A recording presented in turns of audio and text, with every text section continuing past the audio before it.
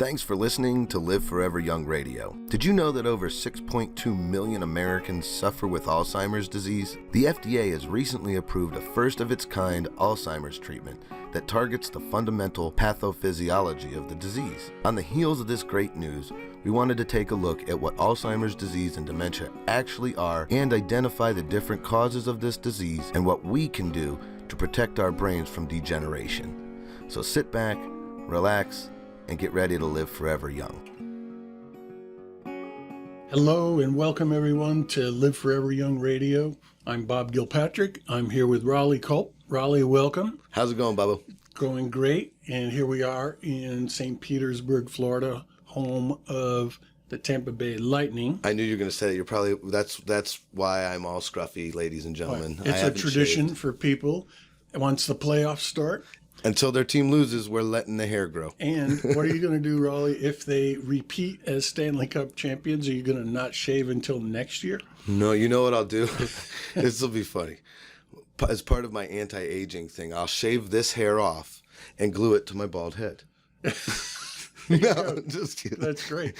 I don't know. Hopefully it's long enough to where it doesn't get crazy, because sometimes it gets crazy itchy and I can't handle it. So we're just going to hope that they end it quickly and without a lot of anxiety or pain. So only 8 more games then, because they're down 1-0 in the third round. Right. But if they win the next 4, they go to the championship round. And if they win those in 4 straight, hey, we should be done in a couple of weeks. Right. And then that way it won't get too long and we will all be happy. Either way, good. Man, I like the show we're going to do today. A lot of people that we talk to and some people that we hear about have this issue. We're going to be talking about Alzheimer's today and kind of the whole idea of dementia in general, and try to get an idea of what that is and what causes it and what we're going to end up doing to try to help ourselves get better. So I'm kind of looking forward to it. Yeah, so the whole issue of Alzheimer's, people say the word Alzheimer's disease kind of as a catch-all for dementia. Mm-hmm. And Alzheimer's was named after Dr. Alzheimer, who's a German physician. He was a psychiatrist, as well as he was a neuroanatomy specialist. And he was following a patient that was brought to the psychiatric hospital in Germany back in 1901. And he cared for her for 5 years while she slowly deteriorated. And he documented all the different progressions and symptoms where she was losing her memory, having difficulty sleeping, becoming combative and hard to manage. And after she passed away, they examined her brain. And this was the first time someone discovered the plaque and the tangles that are in the brain of a person with Alzheimer's disease. There's also a lot of neurodegeneration as well. And so this was in 1906. And then he presented his findings in the form of a paper at a professional conference. And it was shortly after that another scientist who was at the meeting decided to call this syndrome Alzheimer's disease after Dr. Alzheimer, who was the one that first documented it. It was back in 1901, you said? Yeah, it was 1901 was when the woman was admitted to the hospital, and she lived for 5 years. Okay. It was shortly after that they had made this discovery. Firsthand.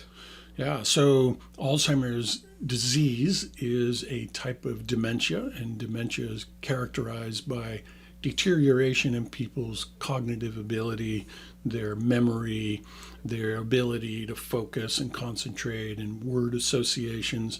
And eventually, as it goes on, people can lose the ability to speak, and eventually people will die from various forms of dementia, including Alzheimer's disease. So Alzheimer's can be categorized as early onset or late onset. So early onset would be before the age of 65. And these are usually people that have a genetic issue that's caused it. And after 65, it's what's called an adult onset disease, which has been an accumulation of numerous different factors that can lead to Alzheimer's. Like it's a sporadic creation of it, right? It comes out sporadically. It's not from the genetics. Yeah, it comes out from lifestyle factors, environmental toxins, nutritional deficiencies, things like that we'll go into. Gotcha. But you also have some statistics which are kind of shocking, whereas here in 2021, there's about 6.2 million people living with Alzheimer's disease. Is that just in America, right? Yeah, and it's the sixth leading cause of death in the United States. Man, right? okay. So it's a major issue, and so as we think about Alzheimer's disease and dementia, we want to think about, first, what are the other causes? Because Alzheimer's is somewhere between 30% and 60%, depending on who you ask, of all of the dementias. But then you also have a major other cause, which is vascular dementia. Right, yeah, because Alzheimer's is, like you said, most people get categorized as that, but there's not only other forms of it, but there's other causes.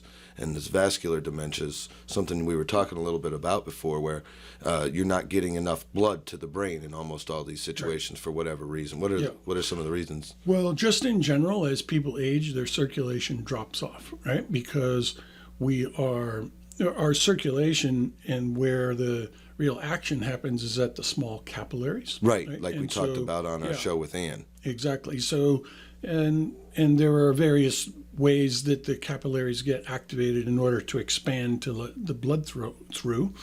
And one of them is PEMFs, right? The pulses coming from the liquid portion of the core of the earth is putting out PEMFs. Our capillaries pick up on those and they expand, right? Then also from nitric oxide, which is acting on the inside lining of the capillaries and causing them to expand, and then also innervation, meaning nerve impulses are also acting on the capillaries. Okay. Right? So as you age, your nerves tend to deteriorate a little bit. Right. You respond less to the pulses from the core of the earth.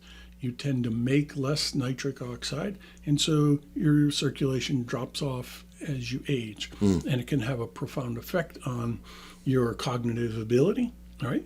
But then also you can get blockages. You can get, hardening of the arteries, and you can also have mini strokes. They call it multi-infarct dementia, which is many times you've had these little tiny strokes, but over time it damages enough of your brain that it mimics Alzheimer's disease. Right. And so that quite often you don't know, and when someone first starts presenting with it, whether they're getting Alzheimer's or they've been having mini strokes. Okay. And it's important to make a differential diagnosis so that the right protocol can be given from the physician for the treatment of whichever type of dementia it most likely is. Right. They don't always know for sure, but they can make really good calculating guesses in this case. Gotcha. A newer one that we saw and we talked about a little bit was the CTE.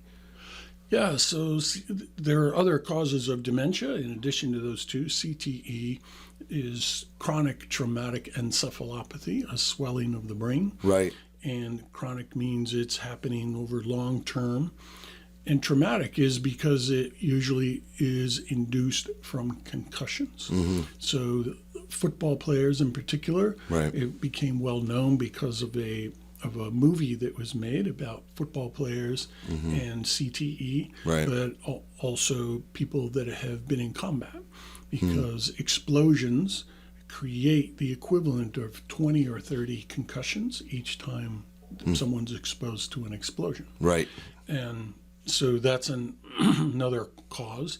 You also, people that get Parkinson's disease also can get dementia as well.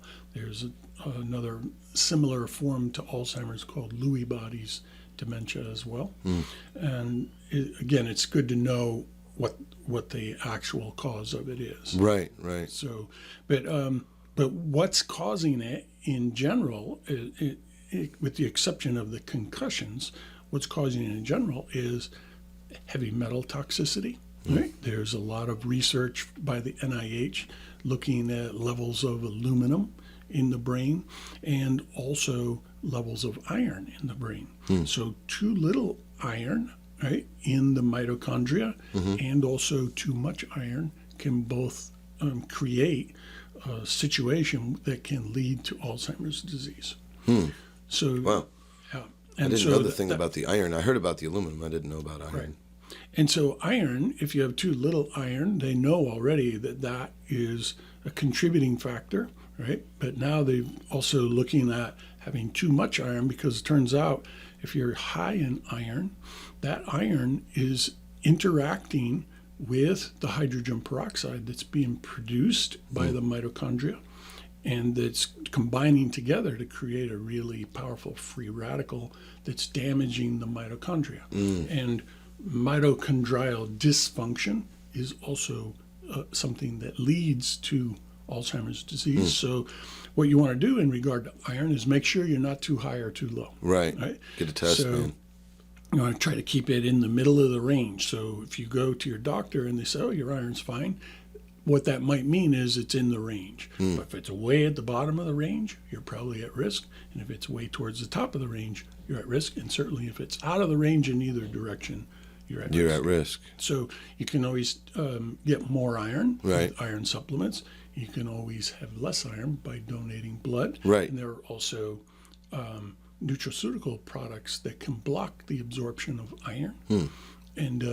And people can also alter their diet. The most readily absorbable iron comes from meat and fish. Okay. And then the iron that's in vegetables is less absorbable. So if you have too high of iron, you could alter your diet. And if you have too low of iron, you could alter your diet. That makes sense, obviously. I mean, iron not being absorbable through plants, didn't know that. We'll have to go, we'll talk about that later.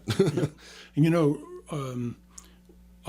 when we'll talk about circulation now, but first, you know, there was a story in the news a few years ago about a drug company that had a really great medication for treating rheumatoid arthritis. And it was reducing the inflammation with people with rheumatoid arthritis. Yeah, because that's a big problem. They tracked the people and they tracked their medical records over years.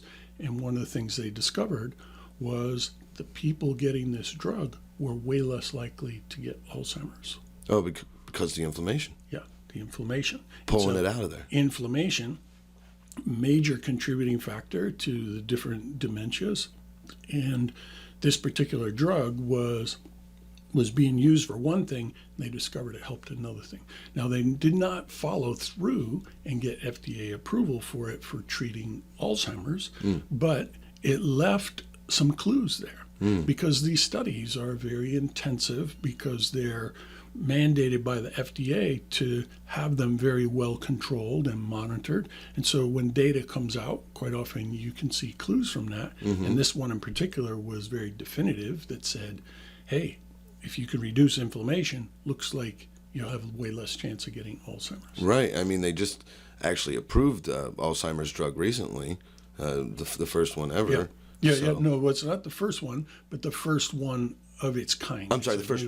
You're right. A new kind. My bad. There are also a few others that do different things, but this is the first one of its kind, and we're waiting to see. It's not available yet for people, but we're waiting to see that next phase of trial. Yeah, that was the part of the thing that made us start looking a little bit more at Alzheimer's. We heard about that, then we heard about this other company that did a really good job with what we heard with the reduction of inflammation, which, like we talk about in a lot of other podcasts, that's like the stem of a lot of this stuff, not just for dementia, but for a lot of other diseases of the body. And so, the more you can reduce your inflammation, the longer you can live, right? We talk about that, reducing the burn. Exactly.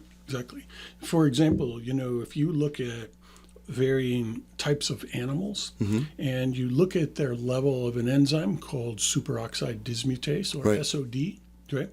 The animals that live the longest have the most SOD, and the ones that only live for a few years have very little SOD. So turtles, for example, they're living over 100 years in the ocean, very high levels of SOD, as do humans, compared to, say, chimpanzees, who live to be about 60. Humans will live to be about 85, 90. Humans have that much more proportionate SOD, which is an antioxidant that reduces inflammation. Right. It neutralizes all those free radicals. Exactly. So the more SOD you have, for example, the better off you are going to be at reducing inflammation. So we'll talk in a little bit about what exactly you do to reduce inflammation, right? But you also have issues about diet, right? Not only how much iron is in your diet, whether it's too much or too little, but particularly also excess sugar. Right. Excess sugar Causes a lot of inflammation. and also creates toxins. Okay, so there's other toxins in the environment too. All kinds of toxins in the grass and on the sidewalks.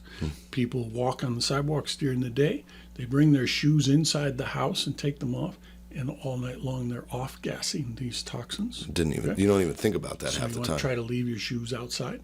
The other thing is the way we cook our meat. It's great to have meat to get highly absorbable iron, but as soon as you cook it over 300 degrees on dry heat, which is broiling, barbecuing, baking, frying, right? The sugar and the fat that's in the meat bump up against each other and create a toxin. A glycotoxin. Glycotoxin. Exactly. So these are the types of things that contribute to toxicity in your body and in your brain as well. Yeah, there's a lot of stuff you got to look out for, man. Yeah, right. And so so let's talk about just quickly how to reduce your inflammation. Yeah. All right. Yeah, so, that's probably the most important. and this is the easiest way to do it and the most effective. Okay. So we know that there are compounds you can take by mouth that add to your stores of free radical scavengers or antioxidants. Right. So a free radical is a molecule or an atom that is highly volatile that's looking to combine with something else. And when it does, it damages it, tissues. Right. Okay? And so ultimately, over time, your body is damaging itself over and over with these free radicals. And this is what's making you age. Most of what's making you age is this. Okay? So your body makes certain antioxidants that make it so that you don't burn yourself up in 1 year. Right, or you wouldn't be around if you didn't much. make antioxidants, you wouldn't even live for a year. Wow. So, but nowadays we can take in these antioxidants by mouth because we make less of them as we age. Right. We age faster as we get older, but now we can take them in by mouth. You can take in superoxide dismutase, trimethylglycine, glutathione, the ACE vitamins, A, C, and E, Right. and minerals like selenium and zinc. They all act as antioxidants, and they all work together, Right. sharing resources, right, Yeah, man, to they're like recharge themselves. Pulling all this bad stuff out and getting rid of the toxins so that way the new cells can get created and take place of older cells and things like that. Right. That's the type of thing you need to do to keep your body in good shape. I mean, Yeah. And so if people want more information about how to do this, how to reduce your inflammation, we'll have a link below in the check in the blog post comments, portion. man. It'll be down there. Yep. And if you go down to the bottom of the blog, liveforeveryoungradio.com, we'll have links to anything specific that we go over in here. Anything that you could think of, too. Videos-wise, you can go on our YouTube channel. It's Boomers Forever Young on YouTube. And we have a playlist for Live Forever Young Radio there. So check out some of our older shows where we talked about the circulation and the PEMF for your circulatory health. Some really good information we went over with Ann. It's really good stuff. Tells you a lot of stuff you need to know. Yeah. So probably as we finish up here, caring for people with Alzheimer's disease and other forms of dementia is a very difficult thing. It's very trying on families. It's very difficult for professional staff in institutions. In fact, there's a book written about this called The 36-Hour Day, which is the trials and tribulations of caregivers for people with dementia. Yeah, right? You know a lot about that, too, with your history. As when I worked in nursing homes and had home health agencies, we cared for thousands of people with Alzheimer's and developed certain creative new ways to help them.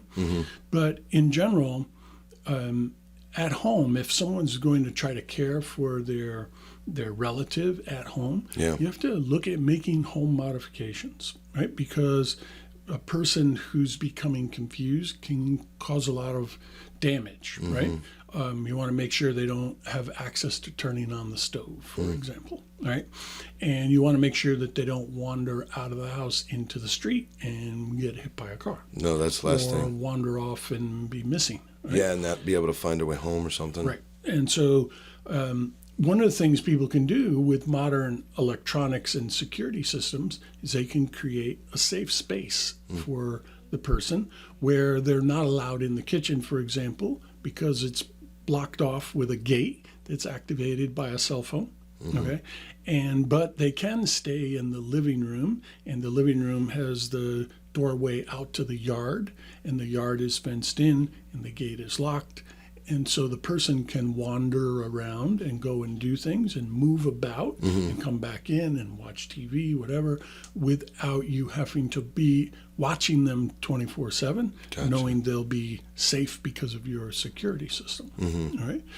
The other thing that is really important is how do you relate to and talk with someone who is having difficulties communicating their memory, their agitation, etc. Yeah. And so there's a book that's called The Validation Breakthrough.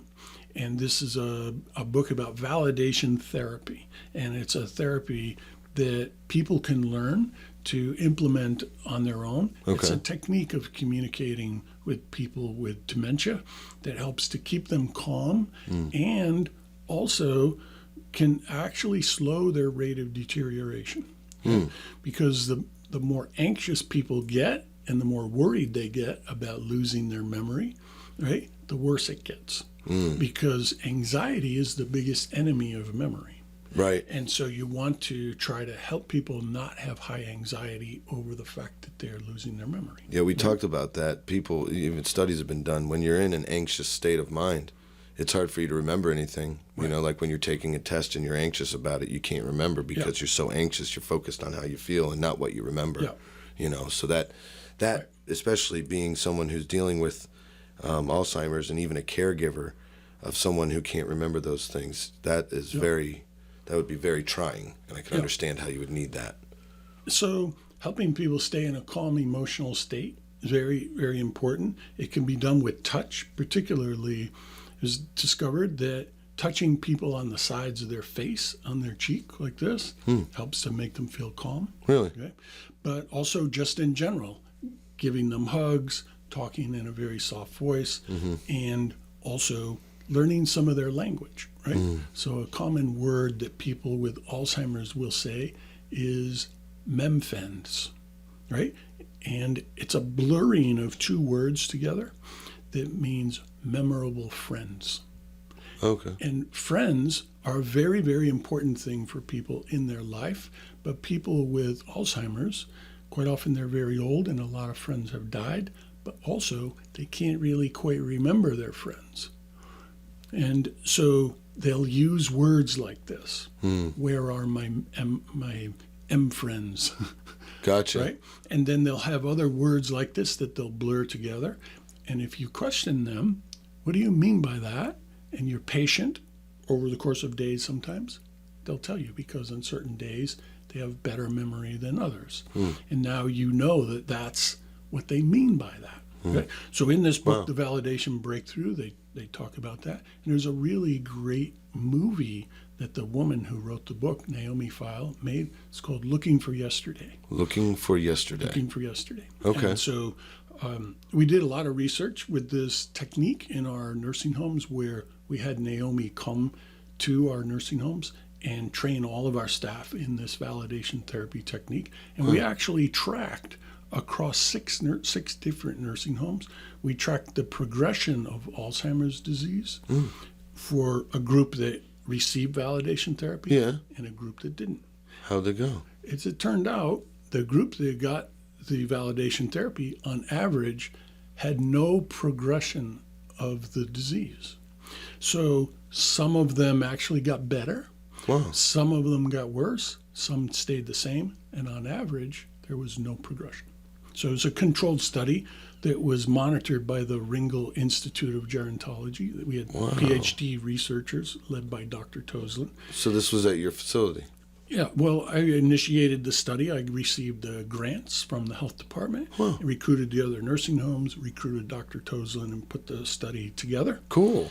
And Dr. Toslin and his staff did an amazing job coming consistently to all the nursing homes and documenting everything. So that's how we knew that on average they stayed the same, because it was documented by PhD clinical researchers. Dude, that's right? great. And so So you have a pretty good good hold on this idea of validation therapy and what it can do. Yeah, I knew Naomi and would bring her to the facilities to do the teachings. That's great. And it was actually featured on the ABC News with Peter Jennings. That's the Evening News with Peter Jennings. That's the one you were on. Okay. Yeah, they did a story about this technique that Naomi had created. Let's see if we can find Naomi it. was an actress and a social worker from the Bronx. And she worked in a nursing home, and she was the one that discovered all these things through this acute observation. Dude. And then because of her capability as an actress, she could act with the Alzheimer's patients and play a role of somebody that they thought that she was. Are you my mother? Are you my sister? Are you my daughter? Wow. And Naomi would say, what was your daughter's name? Oh, I don't remember. Well, yes, I could be your daughter, right? And so she'd have a conversation, and it made it as if the patient actually had had a visit from their daughter. Wow. And they didn't know the difference. No. Wow. So it was respectful in the sense that it helped make them feel very, very, very happy and satisfied and proud. And that's all part of the validation therapy. It's all part of the validation. That's pretty cool, man. Yeah. Cutting edge It's stuff awesome. over here. I It's like awesome. that. That is awesome. It's awesome. It came about, back in the 1980s. Okay, I was going to ask about how long ago that was. Naomi is taught all over the world, all over Europe and all over the United States and Canada. She's trained many, many, many thousands of people to use We have this to get technique. back in touch with her. We'll have to get her on the show. I have to see. Yeah, that's a good idea. Wouldn't that be That's a awesome? good idea. We'll see Anyway. if she's still around. That'd be great, man. Well, that's really good to know, not just with the drug breakthroughs that are being made and things like that, but there's other natural ways that you can do things, increase your anti-inflammatories, pull down your inflammation with antioxidants, superoxide dismutase. Know that as you get older, you don't make as much. So start taking them in when you feel that you're getting older, do some, what do they call it? Preventative maintenance on a car, right? Preventative medicine. Do some preventative health and wellness for your own self. But that's good. I'm glad we went over it, man. Good show.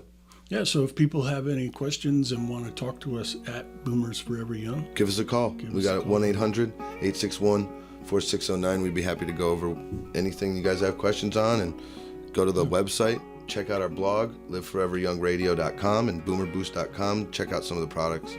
And Bob, good stuff. Thanks, Raleigh.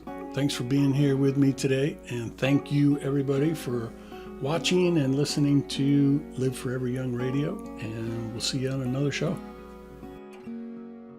Thanks for listening to Live Forever Young Radio. Check us out at liveforeveryoungradio.com.